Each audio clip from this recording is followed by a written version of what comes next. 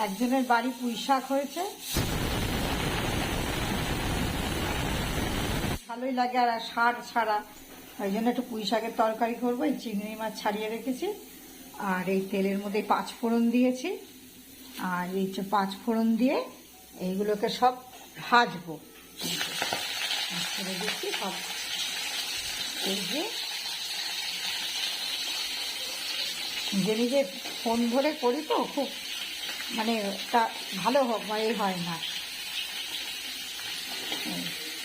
এইগুলো দিচ্ছি, আর এই যে সর্ষে বেটে রেখেছি, এই সর্ষে বাটা এর মধ্যে দেবো, দিয়ে নুন হলুদ যেরকম দেওয়া হয়, নুন হলুদে মিষ্টি, একটু লঙ্কার গুঁড়ো, আর নামানোর আগে একটু কাঁচা তেল দিয়ে একদম গামাখা করবো ওই।